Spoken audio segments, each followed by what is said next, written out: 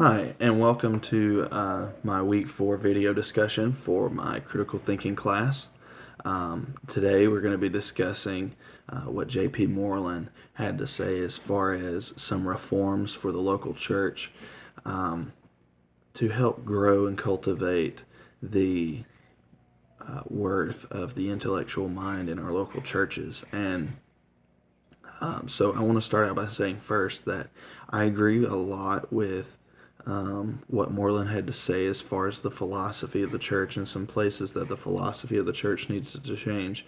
That being said, I don't agree with what he said in regards to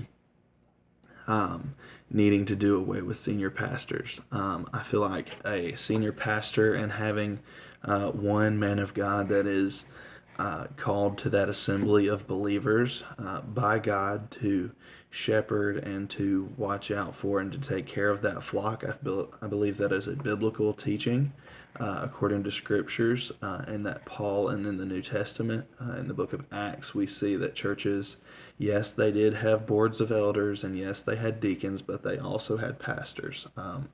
And so I think it is important that we continue in that biblical teaching that we maintain having a senior pastor in our churches, and they are assets to the church. I believe that the churches, a lot of times we take advantage of the senior pastors, that we rely on them to do more than what they should be doing,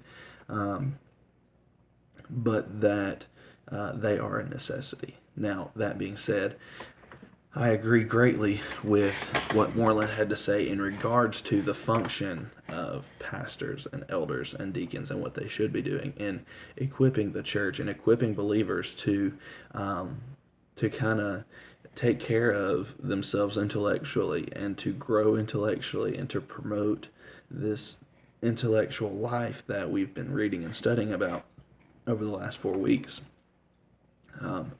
Moreland says that the church has become a hospital for empty cells that are soothing them and kind of taking care of them, as opposed to a military school to enlist and to train warriors to go out and to fight the anti-intellectual movement.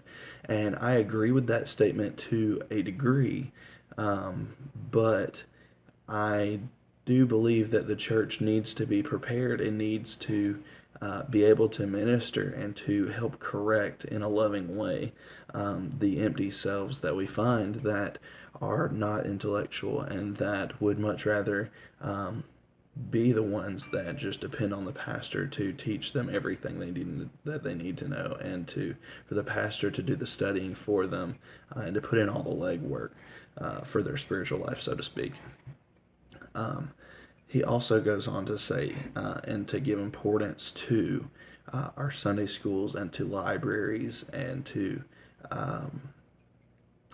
raising the awareness of the health of the intellectual mind in our churches. And I agree with what he had to say, but I feel like it's not necessarily applicable to all churches.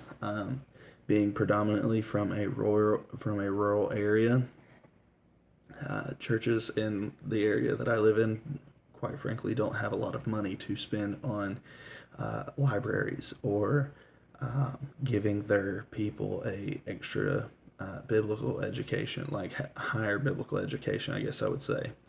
And so in that case, we need, as people that are more intellectual and people that are getting higher biblical education, we need to take it upon ourselves to help encourage people and challenge people and instruct people in how they too can grow in this area and the importance and the necessity of them growing in this area.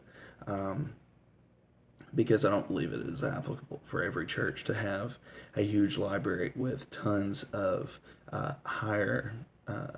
more expensive and more difficult books for them to come across, as well as for them to have Bible colleges. Because in Moreland's book, that's pretty much what he's getting at, is giving them the equivalent of what would be a college education in biblical courses and studies. I believe we should be teaching that, yes. I believe that we need to be growing and encouraging our people to grow intellectually, yes. But on the scale that he taught it, I don't believe it's applicable for every church. Now, I do believe that that does give more for us preachers and ministers and teachers to do, but I definitely feel like that we all have a part to play in growing and changing the church for the better in the intellectual movement. The question was asked of whether we agree with what Moreland said the state of the church was. And I have to agree 100%. Moreland says, talking about the church, is that it's full of empty cells, of that it is not just part of the anti-intellectual movement, but that in a lot of ways it is feeding the anti-intellectual movement. And I agree with that 110%, that the church is definitely broken in this area and that it needs to be fixed. But I don't necessarily agree with all of the methods that Moreland says, and I don't believe that it's going to come through necessarily teaching and preaching intellectual sermons and lessons just to be intellectual. But that I believe that as God begins to raise up men and women that can teach and that are intellectual and that are in his churches, I believe that through us we can begin to change the dynamics and the cultural anti-intellectualism that is in our churches. But I believe that it's got to come through God, that it's his church, it's not our church.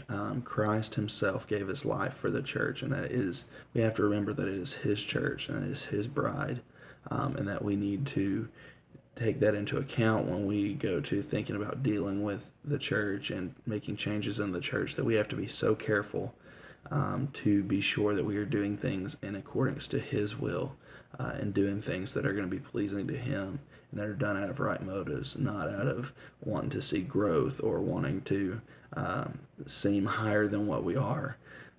So I believe that all has to be kept into account. Thank you for your time. And once again, we'll see you next week.